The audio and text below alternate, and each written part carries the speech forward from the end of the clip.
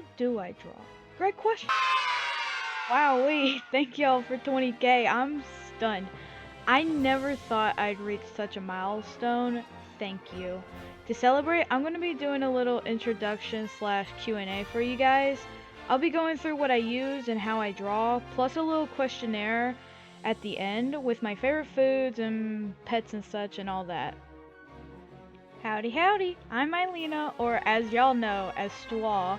I'm just a hobbyist artist who just wants to learn how to animate so I can make my ideas come to life. I draw original and fan-related content, mostly from fandoms like Sonic the Hedgehog and Hazbin Hotel. I am trying to do more original content because I have this project in mind that I really want to show y'all. I've already introduced some of the characters like Lucy and his lovely wife Corbella. They were inspired by Gomez and Morticia, if you couldn't tell. I love those goth spooky shows. Anyway, I've gotten so many questions, like the typical what brushes do you use, what program do you use. I'll be covering all of that in today's video. I use an XP Pen Artist 12 to draw on, and I use this little cheap stand that I got on Temu to keep it up. It does the job, alright? I don't like having it flat down. Like, it hurts my neck. As for what the tablet uses to run off of, well, it's literally just an HP laptop. I kid you not. My old one was blue. I really missed the blue. But it was just always bugging out and closing the software, so it just did not have the specs I needed. This new one I was given runs much better and is also the reason why I was able to make this video today. I use Krita as my drawing software. It is the best and it's free. In the future I want to upgrade to Clip Studio Paint, but Krita is amazing for any of those who need something for free. If you draw on your phone, then I recommend Ibis Paint as an alternative.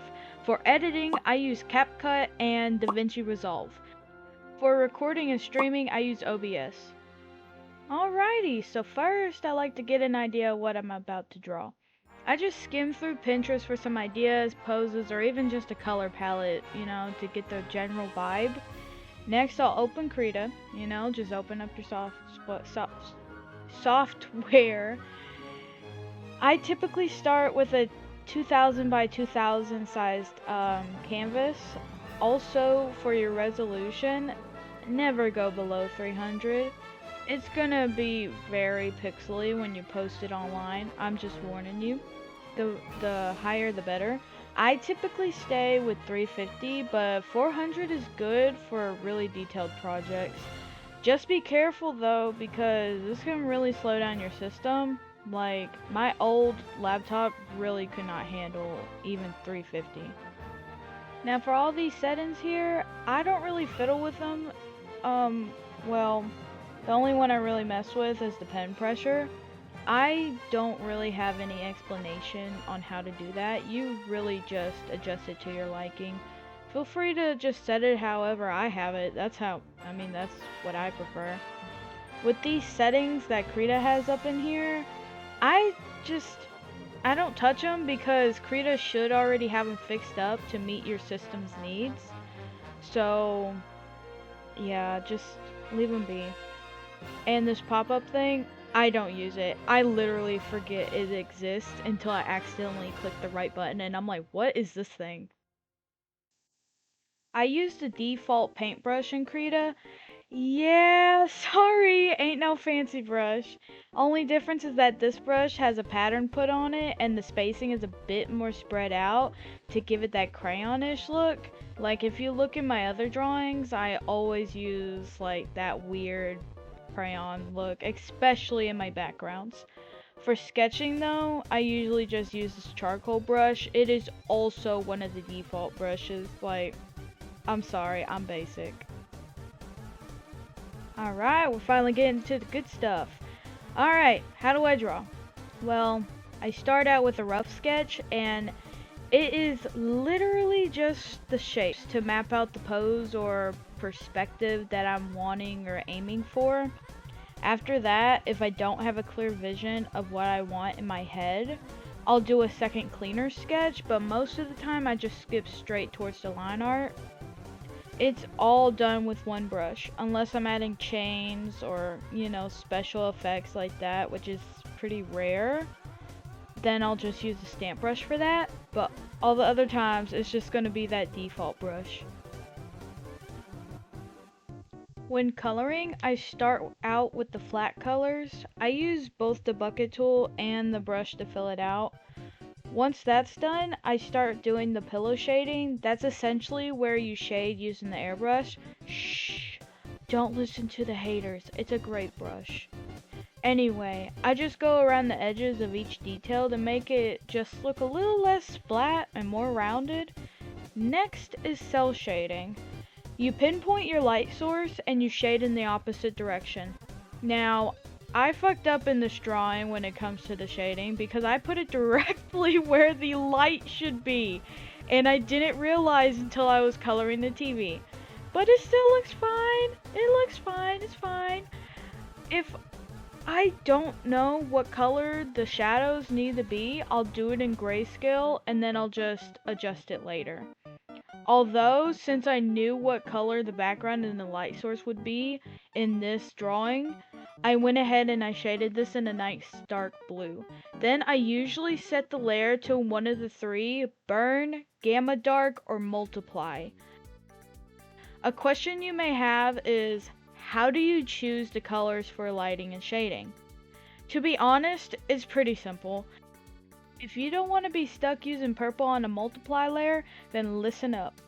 All you need to do is focus on your atmosphere. For example, take a look at this photo. Do you see how the shadows look sort of blue? Well, you know the light source is a yellowish orange because it's the sun. Everybody knows what color the sun is. Blue is on the other side of the color wheel. It's complementary. That's how I choose my colors. If my light source is pink, my shadows are going to be kind of green. My light source is blue, red shading, so on and so forth. Moving on, after the shading, I usually just go in with a hard light on the opposite direction of the shadows, and I play around with that, like with the filters and stuff, until it just feels right. Usually that'll be with linear light, soft light, or hard light. Sometimes I use color dodge, but not often. I don't do traditional art a lot anymore, but it's always fun to go back and do it every once in a while. For traditional art, I was very picky about the type of paper I got. Like, once I first got my hands on it, I use mixed media. That is the best paper you can use for traditional art, I guarantee.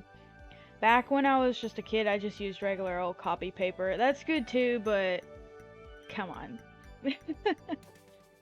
You don't need anything fancy. I love using these Sakura markers and even these colorful felt tip pens for when I do like that inside colored line art. For coloring, I just use colored pencils. I have a giant stash of them of all sorts of brands. My favorite brands are definitely PrismaColors and Crayola. I recently started using alcohol markers and they're alright, but it's really hard to keep them in the lines due to the fat nubs. And they are messy. So very messy. So that pretty much wraps it up for the FAQ. So here's some fun facts about my art style. It was mostly inspired by Sonic the Hedgehog, Monster High, and Kingdom Hearts. When I tell you I freaking love Sonic, dude, I am not kidding. I don't really draw him anymore, but that's because I used to spend like every living moment drawing him as much as possible. It's just gotten kind of boring for me. I like a challenge. Anyway, back to the fun facts. My line art and even rendering process was heavily inspired by the Sonic Adventure art. See how the lines get thicker and round out a bit? Yeah, I took that because I thought it was cool and I love Sonic. Even with my shading, the Sonic Adventure art style uses pillow shading, cell shading, and hard light. I use all three as well. As for the way I draw, that's where Monster High comes in. The big eyes, the long lashes, over-the-top fashion. Yep. I was a Monster High kid, and I still love that shit to this day. Draculaura is my girl. Another fun fact, I actually have a birthmark in the shape of a heart on my right cheek. Decided to give my mascot Bennett that feature as well because, I mean, it's just freaking adorable. Alrighty, time for the random Q&A. When is your birthday? August 10th. Do you have any pets? Yes, my babies are Miss Belle, my sweet little white tiger. Pretty sure she thinks I'm her baby though. She's very sweet. And Starlight, my playful kitty, who was named after a nursery rhyme. I think all of y'all know it. The rest are more so family pets, but I still love them. Spooky, Marshmallow, and Georgia. What is your favorite color? Green. This very specific shade of green to be precise. I also really love this cherry red color, but blue and turquoise are nice too. What is your favorite animal? Deer, hedgehogs, cats, and foxes. Stoats are cute too. Deer are my personal favorite, if you couldn't tell by now. What is your favorite food? A tie between burritos, chili cheese fries, and chicken Alfredo. Also anything crunchy. I really hate soggy food. What are your favorite shows / movies / games? Let's see. This was really tough to answer, to be honest. Favorite shows would probably be Rapunzel's Tangled Adventure, Courage the Cowardly Dog, and Bob's Burgers. As for movies, Rango, Death Becomes Her, and Nimona. I have a haircut very similar to Nimona's right now. I cut it myself. Anyway, now to games. You all had to expect this. If you were not guessing this game, or like this franchise, where have you been? Because my favorite game is Sonic Unleashed. I can't tell you how many times I played this as a kid. I still have the same case and disc that I got when I was 10. Kingdom Hearts and Little Big Planet are some other games that I really like and enjoyed in my childhood, specifically Kingdom Hearts 2. Will you ever do a face reveal? Yes, absolutely. I've actually already shown my face a few times on social media, but you're gonna have to find that yourself because it's from like years ago. Oh my god. Okay, anyway, if y'all would like prefer to see my face on live streams, just let me know. I seriously don't mind. What made you pursue art? Alright, story time. When I was around 10 and I saw them kids with these cool printed pages in their binders, I really wanted some Sonic art for my school binder. So I looked up a picture of him on the family laptop and I just drew it as best as I could on a piece of copy paper. And then I took it to school and I got tons of compliments. So I just kept drawing more and more and people were asking for them and I just kept drawing pictures for everyone. And then I stopped that school year. I was like, school's over, you know, but then I didn't start up again until like I was 14, almost 15, because I just really wanted to make my own characters and tell stories about them. And I just thought that was the coolest thing ever. How did you come up with the design for your mascot? Honestly, when I got this question, I was a little shocked because I didn't think anyone paid attention to Bennett. To be completely honest, I have no idea. Bennett just came to me one day, like I just saw him in my mind. There was no planning, there was no inspo searching, there was just simply Bennett. Like, I am a cat person, and my favorite animal is a deer. So, I don't know how he ended up being a dog. Plus, I hate the color purple, so why is he a dog wearing purple? I don't know. If your channel keeps growing, will you ever become a full-time YouTuber? Well, yes and no, so I guess maybe no. I have this big project I want to fulfill in the near future, my own animated show. I've been wanting to accomplish something like that since I was little. At first, I was thinking a video game, but then I discovered how freaking amazing animation is and just how fun and rewarding it is to watch your creation come to life. Oh, and I will be posting it on YouTube, but something like that would probably prevent me from being able to regularly post on here. Do you have an online store? I have gotten this question so many times and it breaks my heart. No, not yet. That is something I am currently working on, and I'm hoping to open it either this year or next. It will consist of both original content and fan content of fandoms I'm in, such as like Has-Been Hotel, Welcome Home, Monster High, Sonic the Hedgehog. Those are not confirmed yet though, it could change. As for original content, just simply things with my OCs and characters from my webcomic Withering Premise. Link in the description if you want to give that a read. What were your biggest inspirations when making Withering Premise? Tangled, Sonic Unleashed, and Miss Peregrine's Home for Peculiar Children. The book, not the movie. Those are very different. I love the idea of a misfit desperately wanting to explore the world after being stuck inside their whole life, mostly just because it's so relatable to myself. Now, our last question. A question you may have been wondering. What are you drawing? Good question. What you see behind me is a loop video for whenever I stream. One says BRB and the other says stream starting soon. Here are the finished videos. That pretty much wraps it up for this video. Thank you so much to all of you who subscribed. Feel free to leave a comment. Would you be interested in watching more content like this?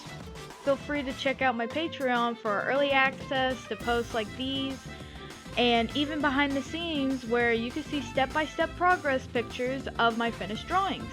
Thank you for all the questions. I'll be still doing the doodle requests. Don't worry, I already have most of them drawn. If you would like to leave a question or a doodle request for me, check out my straw page. Link will be in the description.